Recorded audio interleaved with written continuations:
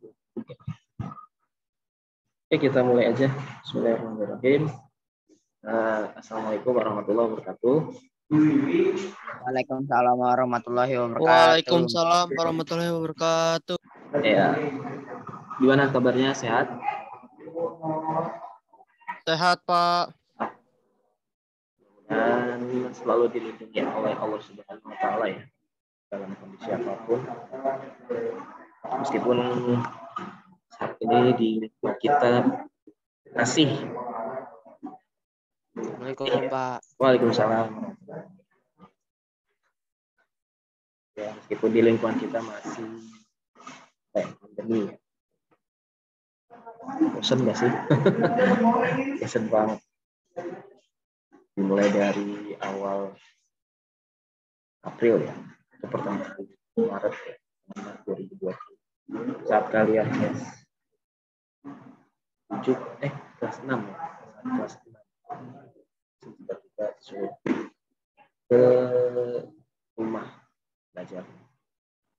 Kemudian mungkin kalian senang ya.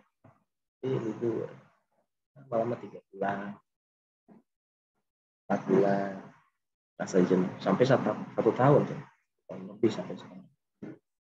Dan mudah-mudahan kita tetap jaga kesehatan Allah Subhanahu wa Ta'ala sehingga pandemi ini lekas berakhir dan tetap jaga protokol kesehatan ya.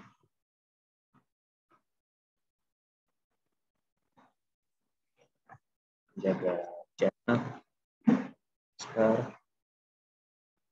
mengurangi jalan-jalan. Bentar aja mengurangi jalan-jalan.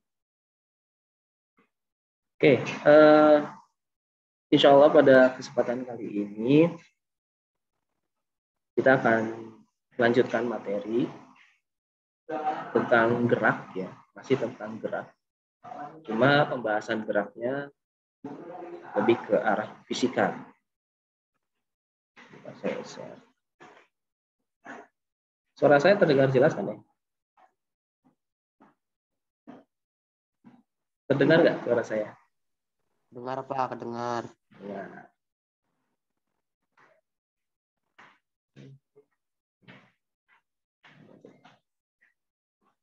Nah, minggu lalu kita sudah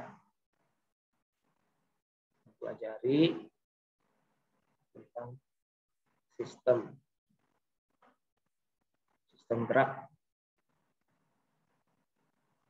Sistem gerak baik pada manusia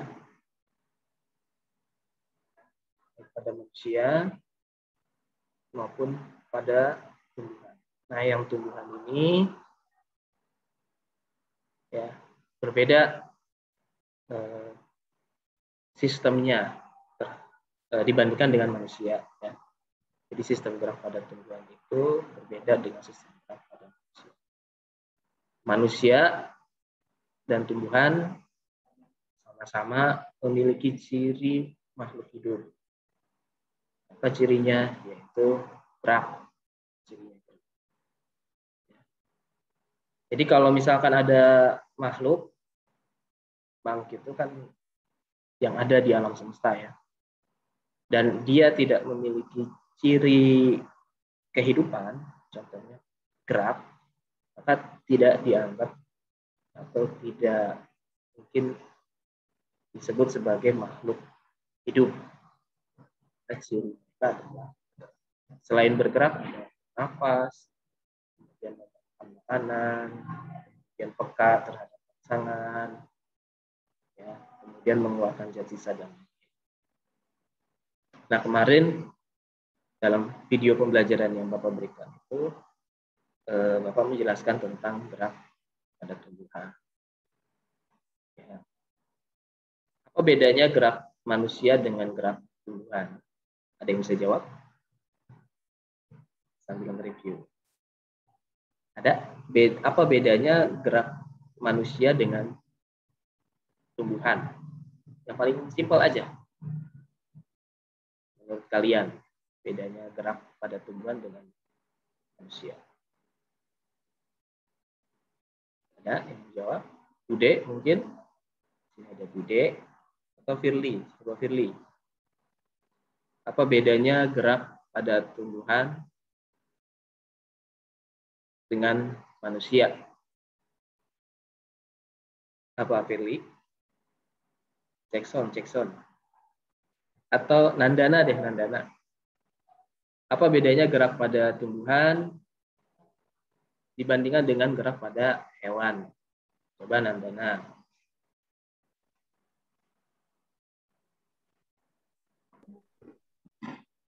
Apa coba Nandana? Bedanya gerak pada tumbuhan dengan gerak pada hewan? Menurut Kalau tumbuhan geraknya di tempat, Pak, nggak bergerak, Pak.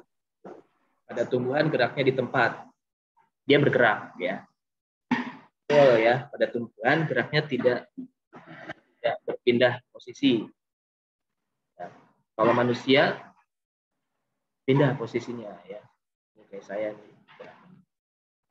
Atau kadang-kadang saya kalau haus, saya pindah dari tempat duduk mengambil air. Tapi kalau pada tumbuhan geraknya sangat terbatas. Ya. Sangat-sangat terbatas. Sehingga kalau tumbuhan kekurangan air minum atau tumbuhan itu di lingkungannya sedikit air minum, ya, maka dia tidak bisa mencari sumber air meskipun sumber airnya dekat dengan lingkungannya. Ya, kalau misalkan itu dipisahkan dengan barrier atau pemisah ya. Jadi tumbuhan itu nggak bisa pindah ke tempat lain untuk mencari air. Betul ya, Nanda. Jadi bedanya gerak manusia dengan tumbuhan itu dilihat dari perpindahannya. Kalau manusia bisa berpindah tempat, tumbuhan gerakannya tidak bisa berpindah tempat. Itu bedanya. Nah, nanti di tumbuhan ini itu ada macam-macamnya, gitu ya. Kelihatan kan ya, share screen saya ya? Kelihatan, Pak. Jadi tumbuhan Kelihatan, ini, Pak. ya, di tumbuhan ini ada macam-macam gerak. Yang dibahas di video itu ada 3 macam. Seingat ada apa aja 3 macam gerak itu?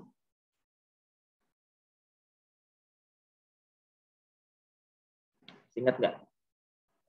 Ada 3 macam gerak pada tumbuhan. Apa aja? Jadi Nandana udah bagus. Saya kasih nilai keaktifan. Ada lagi? Nilai keaktifannya langsung 100. Ada lagi yang mau jawab? Ada berapa macam? Ada 3 macam gerak pada tumbuhan. Apa saja? Ada yang mau jawab? Ya, tinggal jawab aja nih. 1 apa, 2 apa, 3 apa. Yang bisa jawab saya kasih nilai 100.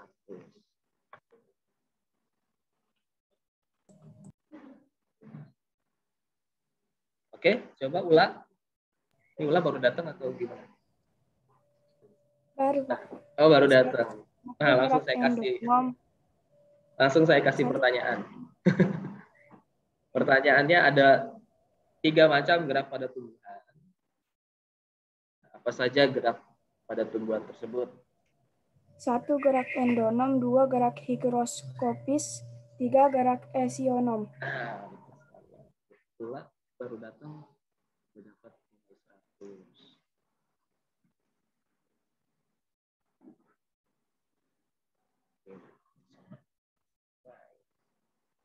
Jadi 1 gerak endonom ya.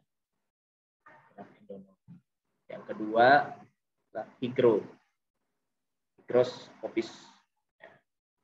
Dan yang ketiga gerak esionom. Endonom, endo di dalam, higro itu kadar air, etionom itu karena adanya rangsangan dari luar. Jadi tumbuhan bergerak itu karena adanya beberapa sebab. Bisa karena di dalam tumbuhan itu sendiri ada pergerakan di dalam sel, Di dalam sel itu ada beberapa organel. Contohnya ada kloroplas. Kloroplas bergerak. Ya. Kenapa kloroplas bisa bergerak? Karena di dalam sel ada cairan. Cairannya berputar. Kloroplasnya yang ada di dalam cairan tersebut ikut juga berputar. Nah, kenapa cairan itu berputar? Coba kalian searching lagi. Kenapa cairan itu?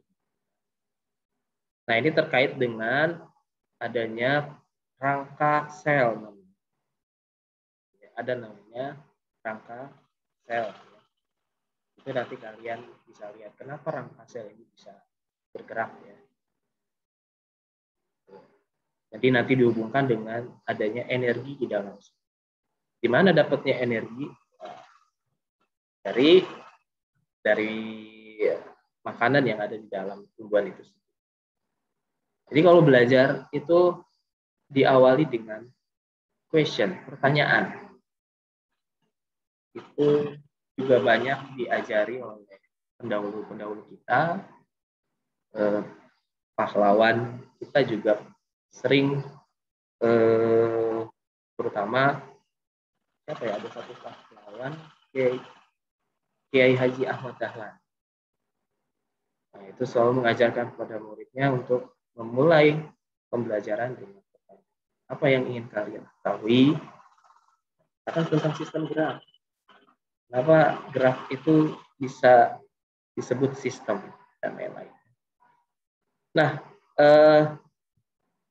ini berkaitan dengan fungsi biologi. Ini kalau berkaitan dengan sistem gerak berkaitan dengan fungsi biologi, artinya kejadian-kejadian yang dialami fungsi biologis ya. Apa dikatakan makhluk hidup? Karena gerak.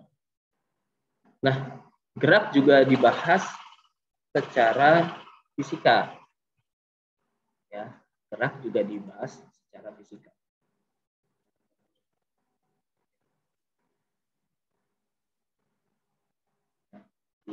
Selain dibahas secara, jadi pertanyaan biologisnya, pertanyaan biologi,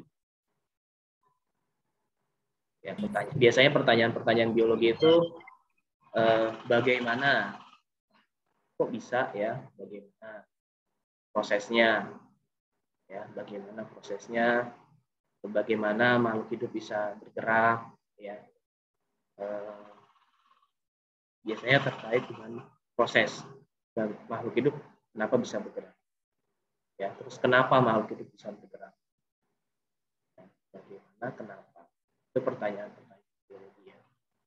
Nah, kenapa sih ada virus? Nah, berarti kita harus mengenal virus dulu. Virus itu apa sih? Di dalam virus itu apa? Ya, isinya virus itu apa? Terus kenapa ada virus yang mati? Nah, kan kenapa ya? Terus kenapa sih ada vaksin? Vaksin itu apa sih? Misalkan kita dapat info vaksin itu virus yang dimatikan. Kok bisa? Kenapa virus itu bisa dimatikan? Jadi biasanya pertanyaan-pertanyaan biologi itu berkaitan dengan diawali dengan pertanyaan bagaimana. Bagaimana saya bisa? Kok bisa saya bisa melihat? Bagaimana sih caranya saya bisa melihat? Atau bagaimana sih caranya saya bisa mendengar? Kok bisa suara itu terdengar? Itu berkaitan dengan pertanyaan. Nah, kalau fisika biasanya berkaitan dengan proses juga, ya, bagaimana benda, tapi tidak berkaitan dengan kehidupan, tidak dikaitkan dengan kehidupan. Lebih ke arah fisik, bagaimana benda bisa pindah, bagaimana caranya agar air galon ada yang panas, ada yang dingin. Bagaimana caranya bisa mengawetkan makanan. Berarti harus ada kulkas. Bagaimana caranya membuat kulkas? Berkaitan dengan teknik, berkaitan dengan kebendaan, fisik. Dan kalau kita persempit lagi, biasanya berkaitan dengan berapa, biasanya ya. Pertanyaannya berapa? Ya. Berarti pertanyaannya apa ya? Berapa? Berapa jaraknya? Berapa waktu yang dibutuhkan? Ini biasanya ya, kalau di kelas 8 itu nanti belajar fisikanya yang sering kita yang sering kita pelajari itu mengenai tentang berapa jaraknya. Berapa jaraknya? Ya. Berapa waktu yang ditempuh? Ya. Kemudian berapa kecepatannya? Dan seterusnya. Terus bagaimana pengaruh kecepatan terhadap jarak? Nah, bagaimana pengaruh berarti kaitan dengan pengaruh. Bagaimana pengaruh kecepatan terhadap jarak? Bagaimana pengaruh kecepatan terhadap waktu? Atau bagaimana pengaruh gaya? Kalau ada gaya di sini, kaitannya konsep-konsep fisika. Bagaimana pengaruh gaya terhadap kecepatan? Hubungin lagi atau bagaimana pengaruh gaya terhadap jarak. Nah, karena fisika berkaitan dengan kuantitas ya, kuantitas itu angka-angka, ada kaitannya dengan angka-angka. Ya. Meskipun nggak semua bidang fisika berkaitan dengan angka ya, karena fisika lebih mudah dipahami dengan angka-angka, meskipun tidak semua bidang fisika itu selalu menggunakan angka. Ketika kalian mempelajari fisika lebih dalam, ada bidang-bidang fisika yang sangat sulit dijelaskan dengan angka-angka. Ya. Apalagi kalau misalkan berhubungan dengan ini. Jadi ada hubungan antara biologi dengan fisika. Jadi namanya biofisika. Kemudian ada lagi hubungan fisika dengan kimia misalnya. Ya. Atau hubungan biologi dengan kimia. Jadi nanti kalau ini kan kita pisah-pisah ya. Pisah-pisah biologi sendiri, fisika sendiri. Ternyata tidak. Mereka satu padu. Contoh misalkan bagaimana pelangi terbentuk. Itu bisa dijelaskan secara fenomena, peristiwa yang terjadi, bagaimana pelangi itu bisa terbentuk. Oh, pelangi terbentuk karena ya adanya sifat dari cahaya yang bisa diuraikan. Ya, jadi ada cahaya putih itu bisa diuraikan dengan berbagai warna. Warna-warna yang kita lihat itu bisa kita lihat kalau ada cahaya putih. Misalnya. Nah, itu juga bisa dijelaskan dengan data, dengan angka. Kalau kalian pernah mengetahui warna-warna pelangi yang disingkat-singkat namanya itu Meiji-ku Hibiniu, itu enggak sembarangan menyingkat. Ya, Meiji-ku Hibiniu, Meiji-ku Hibiniu. Nah, ini enggak sembarangan menyingkat. Atau di film apa tuh? Upin Ipin ya. Film Upin Ipin juga disingkat, dan itu enggak sembarangan. Saya pengen J-nya dulu baru menyingkat. Nah, urutan ini itu didasarkan juga pada karakter warna yang ada. Oh, karakternya apa? Misalnya panjang gelombangnya atau frekuensinya dan lain-lain. Ternyata merah lebih panjang daripada ungu. Atau merah lebih kecil nilainya, frekuensinya dibandingkan ungu. Nah, ini berkaitan dengan angka-angka. Kalau kita berkaitan dengan angka-angka, berarti ada perhitungan dong. Perhitungan. Nah, ini berkaitan erat sekali dengan ilmu namanya matematika. Ya. Sangat berkaitan banget dengan matematika. Tenang, matematika nggak susah. Jangan pernah menganggap matematika susah. Ya, ada caranya, ada tipsnya, ada triknya dalam mempelajari matematika. Yang jelas pondasi utama di dalam matematika, kalian harus bisa apa? Kali, harus bisa mengalikan. Operasinya ya, harus bisa mengkalikan. Sini ada yang nggak bisa mengkalikan? 1 kali 1, 2 kali 2. Konsep perkalian. Ya. Kalau saya tanya misalkan 2 kali 2. Salah deh. Berapa ya? 4 kali 2. Ya. Ini artinya apa? 4 kali 2 artinya apa? Ditanya. Iya. Saya ditanya juga berapa hasilnya ya? Ini ditanya arti. Berapa 4 kali 2? Apa artinya 4 kali 2? Ada yang mau jawab? Ini konsep perkalian. 4 kali 2. Itu jelas banget ya. 4 kali dari 2. Ya, berarti 2-nya ada 4. 2. 2-nya ada 4. Nanti dipakai banget ini di dalam penerapan fisika, terutama yang koefisien itu. Misalkan 4A, ini kan artinya 4 kali A. 4 kali A, artinya A-nya ada 4. 2 kali 3. 2 kali dari 3. Jadi 3-nya ada. Begitu ya. Saya rasa kalian udah paham ya perkalian. Konsep perkalian, konsep pembagian, konsep bagi, konsep apa lagi? Kali bagi tambah kurang. Kali bagi tambah kurang. Nah, ini modal dasar untuk mempelajari matematika dan ya memahami konsep-konsep yang ada di dalam matematika. Toolsnya ini, alatnya ini. Dan juga untuk mempelajari fisika.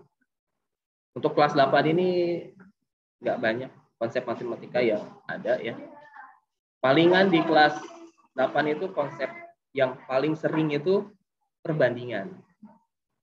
Konsep perbandingan itu paling sering ada di fisika. Ya.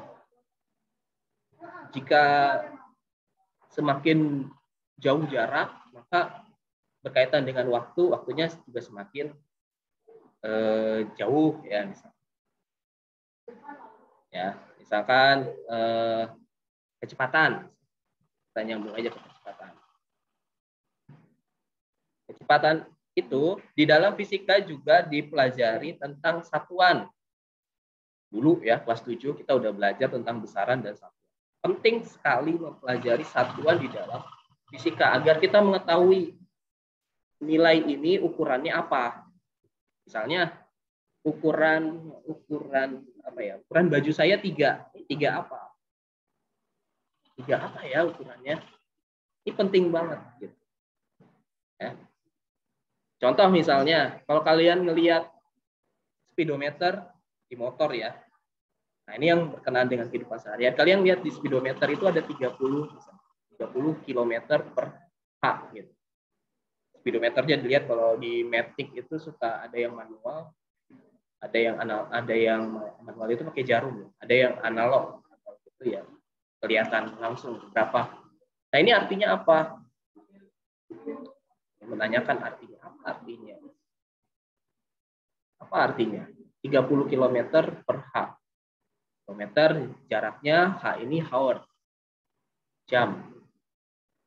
Artinya ya rata-rata kalau kalian konsisten mengendarai motor 30 km per hour, artinya dalam waktu 1 jam kalian menempuh jarak sejauh 30 km. Nah, ini 30 km per jam ya istilahnya. Jadi artinya adalah 1 jam ditempuh sejauh 30 km. Itu matematika ya. Nah, tapi dibahas juga di fisika. Ya. Jadi ada hubungannya antara matematika dengan fisika. Dipelajarinya pelan-pelan aja. Ya. Per jamnya kalau 1 jam 30 km, maka kalau 2 jam berapa kilometer? 60 dan seterusnya. 3 jam berapa kilometer? 9. Dan seterusnya. Ini penting banget mengetahui satuan. Nanti ada banyak satuan yang ada di dalam fisika dan semuanya memakai konsep matematika. Konsepnya adalah perbandingan. Kita pakai konsepnya perbandingan. Jadi selain melihat fenomena yang terjadi di lingkungan, kita juga baca fenomena tersebut dengan satu perhitungan atau data berupa ya, supaya bisa menggambarin ya, oh per jamnya 30 km ya.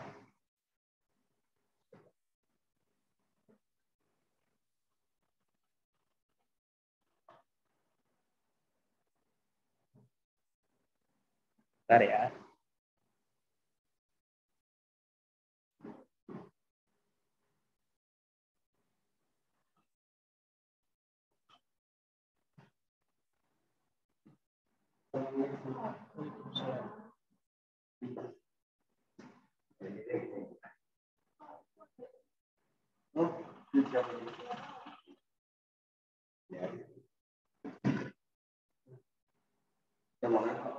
Udah lagi mulai. Internetnya nge-lag. nge-lag. Iya, pakai wifi. Oh, enggak. Iya.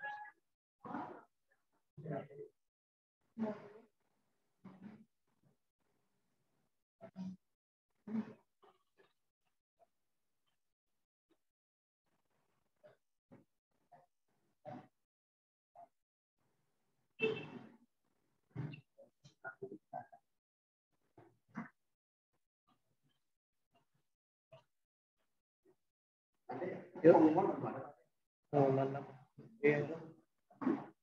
Kayaknya diundur, Pak. Sampai bingung orangnya yang verifikasi. Hah? Pengumuman itu P3. Sampai itu kali sampai bingung. Sampai bingung verifikasinya, Bang. Ya.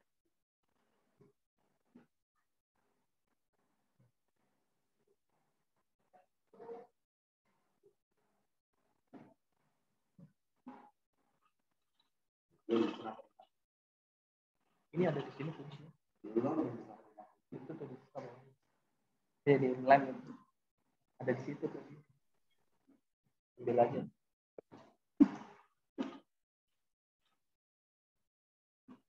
Oke, kita lanjut.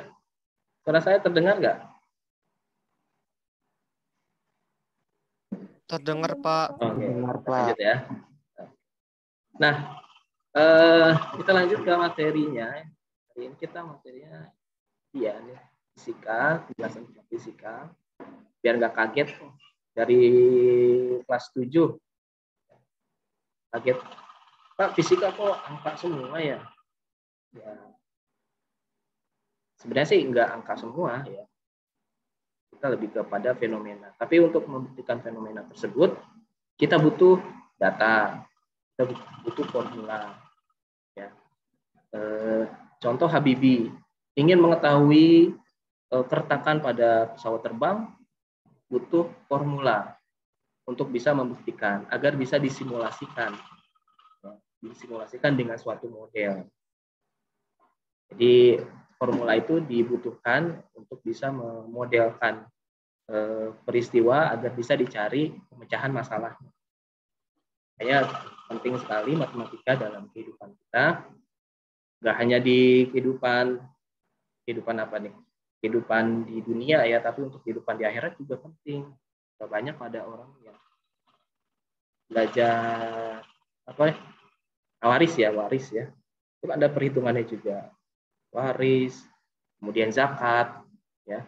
Itu kalau nggak dihitung, ya bisa terjadi sesuatu ketidakadilan. Ya. Nah, kalau di agama ya ada perhitungannya, ya, diatur dalam Al-Quran maupun hadis. Jadi penting sekali ilmu matematika itu dalam kehidupan kita, ya, agar kita bisa selamat, ya, dunia dan akhirat. Nah,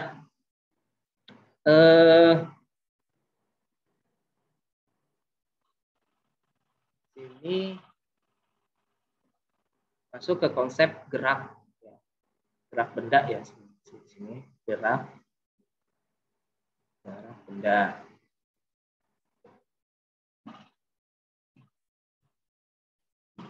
Pada gerak benda ini ada beberapa pertanyaan. Ada pertama mungkin pertanyaan biasa, ya. Pertanyaan biasa, ya.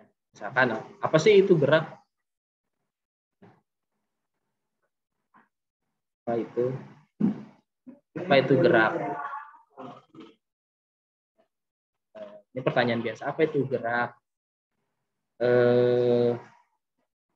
Maksudnya jawabannya bisa gerak itu pindah. Gerak itu tuh kayak gitu tuh. Kasih contoh. Gerak itu kayak gini, ini gerak.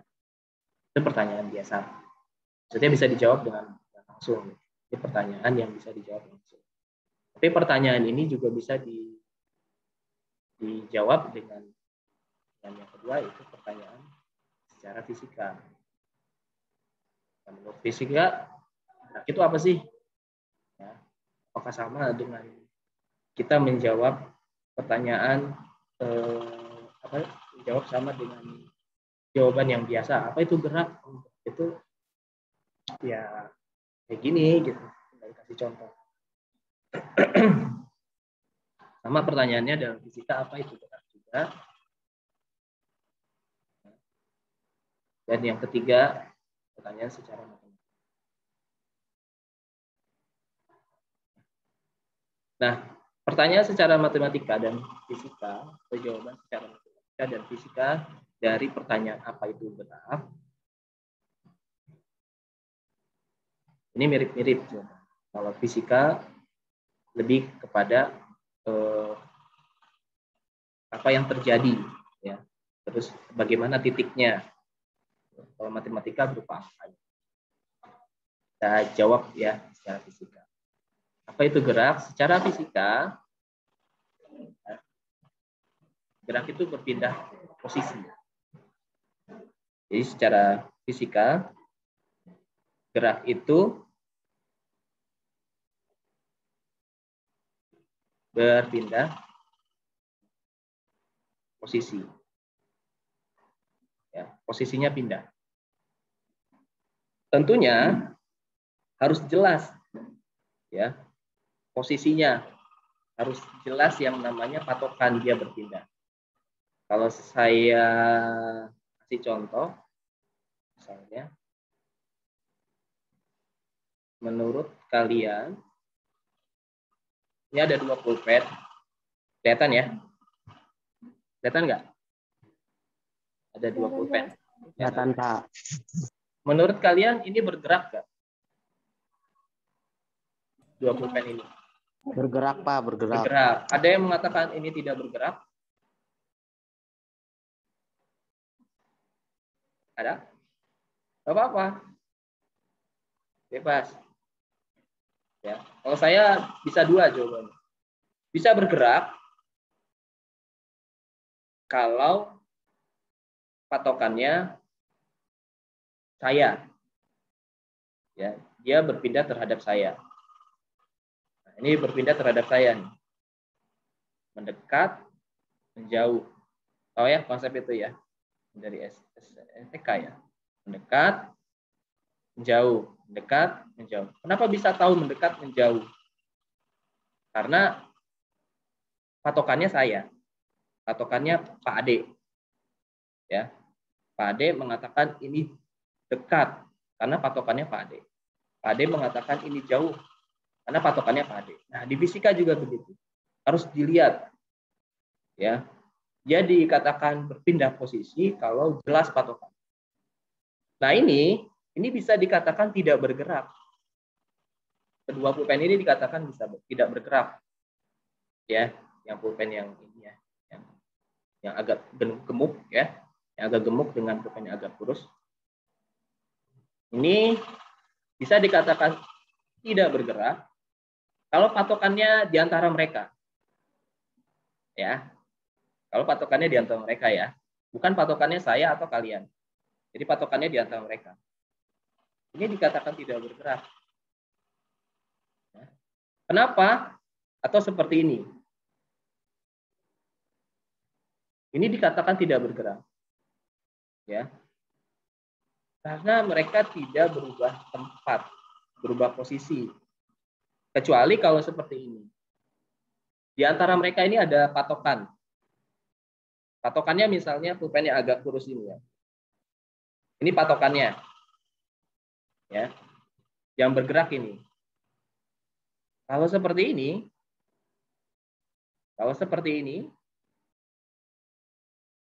maka bisa dikatakan dia bergerak. Tapi harus ada patokan. Oh, yang agak kurus ini, pulpen yang agak kurus ini bergerak, ya, bergerak terhadap, nah, ada kata-kata terhadap yang gemuk, ya, yang kurus bergerak terhadap yang gemuk, atau sebaliknya, yang gemuk, pulpen yang gemuk ini bergerak terhadap yang, nah itu di fisika. Konsep gerak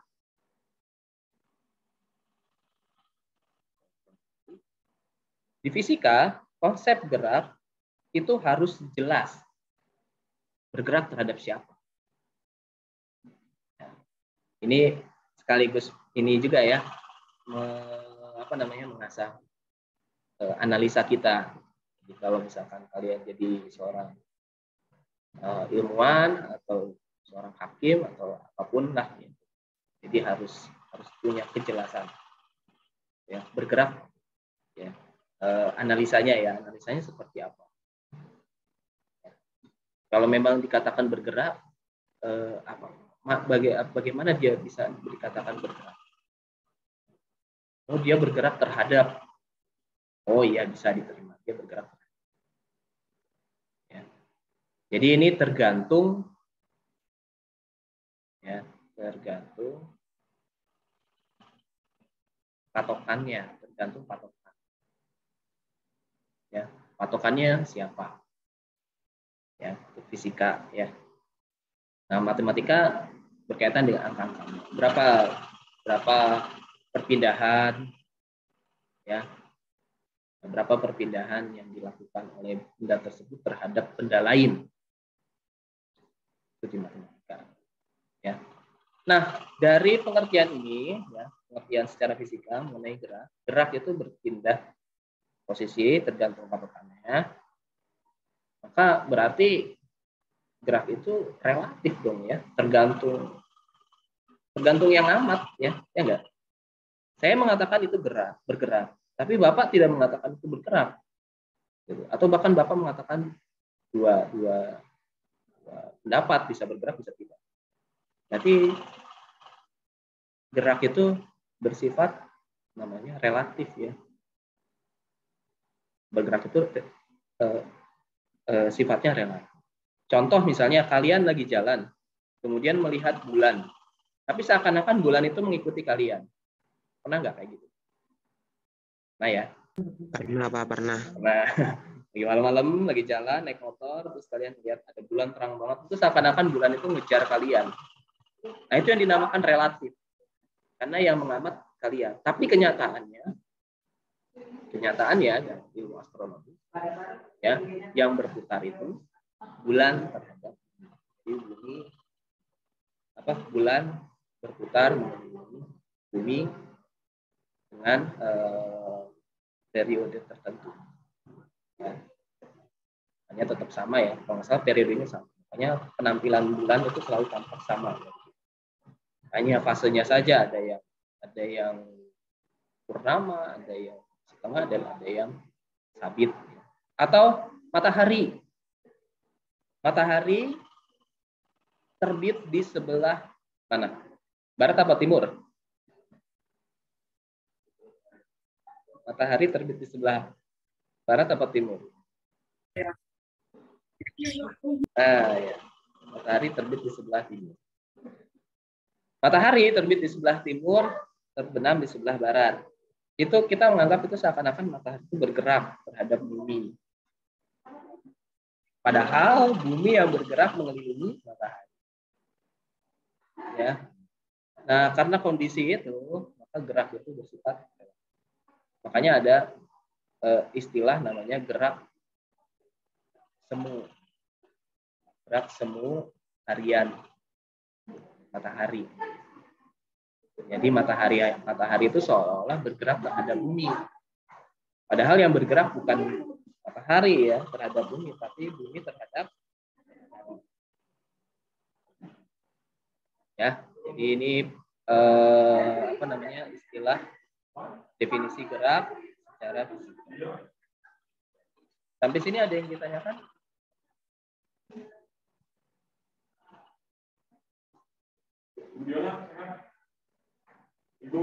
Ada yang ditanyakan? Nah, dari sini bisa kita tarik sebuah istilah, ada yang dinamakan jarak, kemudian ada yang dinamakan perpindahan. Ada jarak, ada perpindahannya. Apa itu jarak, apa itu perpindahan? Nah, kalau jarak ini panjang lintasan. Panjang lintasan. Nah, kalau perpindahan ini berapa jarak dia pindah? Berarti ada titik akhir, berapa titik akhirnya, kemudian berapa titik awalnya. Contoh misalkan begini. Ini titik A, kemudian titik B, titik C, titik D. Ada titik A, B, C, D. Ada bola berpindah dari titik A ke titik B, dari titik B ke titik C, dari titik C ke titik D. Nah, dari A ke B itu jaraknya 5 meter. Dari B ke C itu juga jaraknya 5 meter. Dari C ke D itu juga jaraknya 5. Nah, yang dinamakan jarak itu keseluruhan lintasan yang dia tempuh. Keseluruhan lintasan yang dia tempuh. Ya. Berarti ini A, B, C, D itu patokan ya. Bergerak terhadap B, bergerak terhadap C, bergerak terhadap D. Jadi sesuai ya. Dikatakan bergerak. Sesuai ya dikatakan bergerak. Nah, jarak atau keseluruhan panjang lintasan ya keseluruhan ukuran yang dia lalui ya. Misalkan A ke B 5 meter. Misalkan dia dari A ke B ke C ke D ke C ya. Kita lihat. Dari A ke B 5. Dari B ke C 5. Dari C ke D 5. Dari D ke C 5. Berarti ada 4 ya. Kita tinggal lihat dari sini, strip-strip ini. Ini dari strip ini. Lihat stripnya ya. Jumlah stripnya ada berapa? Ada 4. Ada 4 kali dari 4 kali dari sama dengan 20. Ini jarak ya. Ini jarak. Sedangkan perpindahan Kalau perpindahan itu kita tahu titik akhirnya, kemudian titik awalnya. Anggap misalkan gambarnya sama ya. Gambarnya sama. Ini namanya jarak. Sedangkan perpindahan misalkan dari A ke B, ke C, ke D, ke C. Kita tinggal lihat titik awalnya berapa meter. Titik awal ini, awal. Ya, ini titik akhir.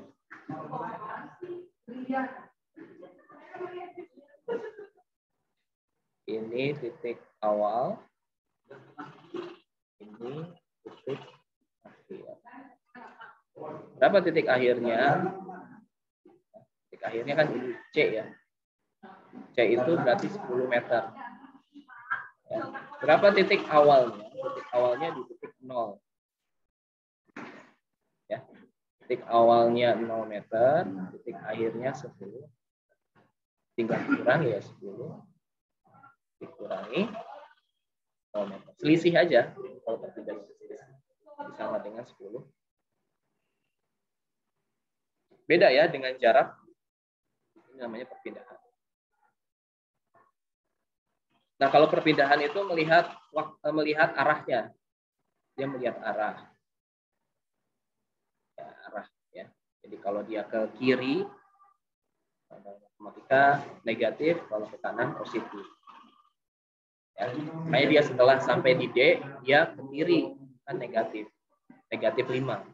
Udah 15 ke D, kemudian ke kiri negatif 5 jadi 10. Dikurangi 5 ya. 15 dikurangi 5. Itu perbedaan jarak dan perpindahan. Sampai sini ada pertanyaan? Sebelum kita tutup. Tidak ada tugas saat ini sih. Ya, saya nggak kasih tugas dulu. Oke, nanti pahami aja apa bedanya jarak, apa bedanya perpindahan. Kalau jarak keseluruhan lintasan tanpa memperhatikan arahnya. Nggak ada ke kanan, nggak ada ke kiri. Nggak ada positif kalau ke kanan, kalau ke kiri negatif. Kalau perpindahan memperhatikan arahnya. Sehingga jarak itu merupakan besaran arah ya. Besaran nilai atau skalar. Ya, ini namanya skalar. Masih ingat ya kelas 7. Kalau perpindahan itu besaran arah. Namanya besaran vektor. Ya. Coba saya kasih soal contohnya ya. Siapa yang mau jawab?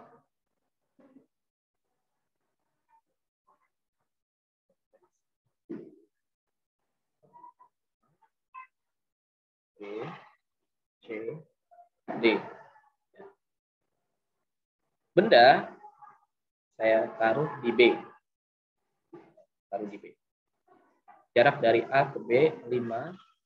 Jarak dari B ke C 5. Jarak dari C ke D 5 juga. Sama kayak tadi ya. Nah, berapa jarak yang ditempuh benda dari dari B ke C ke D ke C ke B? Dan berapa perpindahan benda? Perpindahannya dari sama ya, dari B ke C ke D ke C ke B. Siapa yang mau jawab? Belum kita tutup. Yang bisa jawab saya kasih nilai.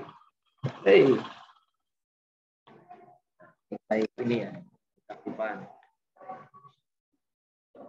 Aktifannya 100. Ini ya, enggak kelihatannya. Ada yang mau jawab? Berapa jarak dari B ke C ke D ke C ke B? Dan berapa perpindahan dari B ke C ke D C ke B? Ya, dari gambar itu.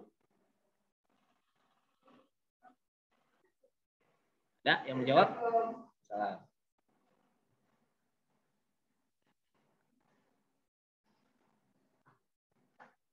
Ya, Nefrida mungkin mau jawab, Nefrida.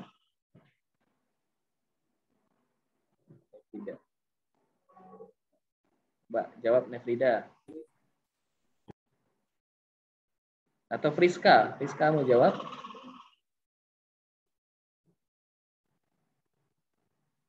Nefrida? Oh, siapa ya? Yang mau siapa? Malu. Atau Ula mau jawab?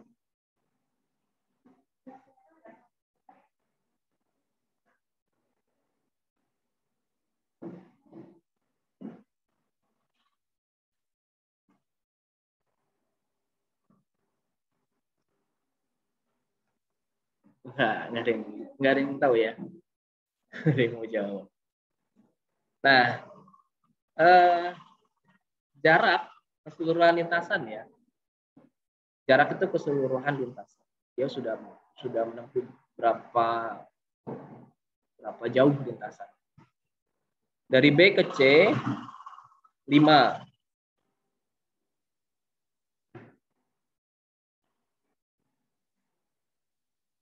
Dari B ke C itu 5. Ya. Kemudian dari C ke D itu 5 juga. Dari D ke C balik-balik ke sini. Itu 5 juga. Kemudian dari C ke B itu 5 juga.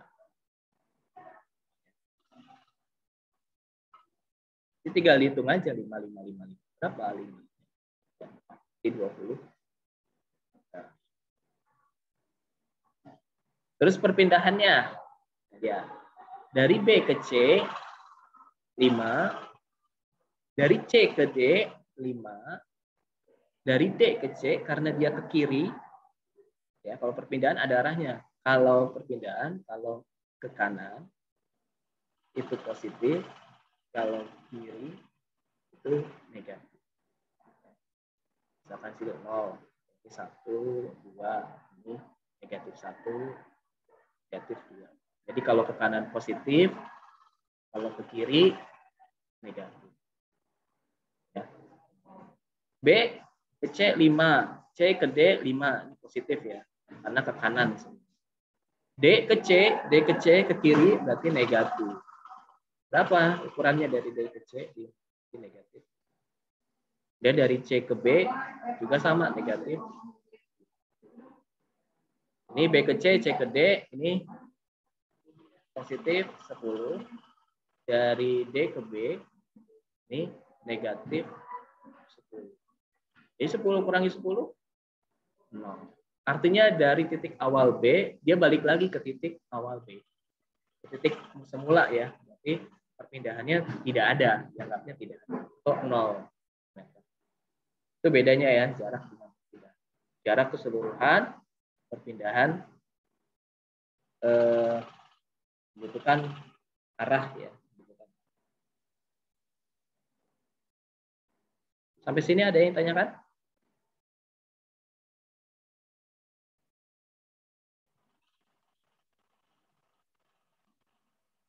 Atau mau di chat juga bisa. Kalau malu, silakan. Kalau mau di chat pertanyaannya.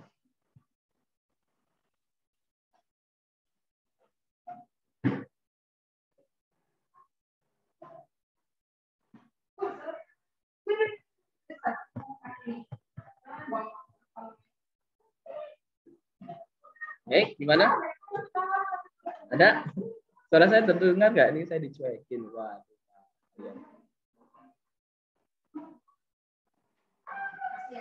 Ya, ini dulu. Ayo coba. Ada yang tanyakan nggak? Ada yang ditanyakan?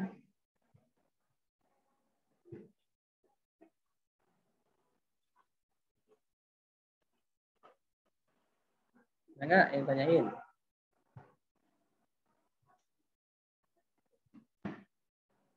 Nggak ada, Pak. Nggak ada. Oke. Jadi gitu. Untuk pengenalan fisika, saya kenalin lagi fisika. Ya, jadi saya kenal ilmu tentang fisika, dan visi yang ada di dalam baca. Nggak susah ya, asal kalian belajarnya pelan-pelan. Sama saya juga sama seperti kalian mengalami kesulitan. Tapi kalau kalian belajar pelan, step by step, ulang-ulang, kemudian mencari maksudnya apa sih kita harus belajar ini, buat apa sih gunanya, belajar mengetahui definisi, penting banget bagi seorang ahli hukum ya, atau bekerja di bidang sosial, atau bekerja di bidang sosial atau undang-undang, itu penting banget mengetahui definisi. Banyak definisi harus kalian pahami, kemudian diterapkan dalam sehari-hari. Nah, dari sini, dari pelajaran IPA, dari pelajaran bahasa, penting banget untuk pengertian agar kita tahu realitanya di alam seperti apa. Nah, kalau di IPA itu kan melihat alam kemudian dibuat pengertian. Melihat alam dibuat pengertian, kemudian dicari data-data itu seperti ini perhitungan, seperti ini solusi penyelesaiannya. Jadi tidak ada, menurut saya tidak ada kecuali butuh proses ya, tidak ada yang sulit untuk dipelajari kecuali butuh proses ya. Saya memaklumi banget kalau masih belajar. Jadi jangan takut, apalagi kabur gitu. Saya nggak bisa. Apalagi ini kan berkaitan, kalau hitung-hitungan itu berkaitan dengan hidup. Ya. Artinya kalian pasti berhadapan dengan itu, apalagi begitu uang dan ya. Oke, itu saja dari saya.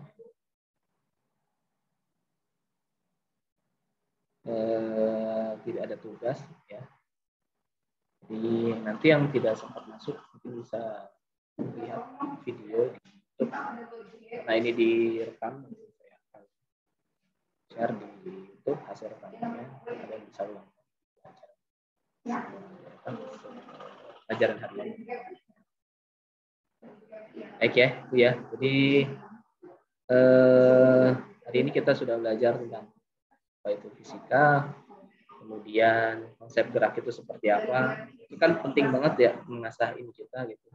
Oh, bisa ngebedain gitu sesuatu, bisa ngebedain sesuatu gitu.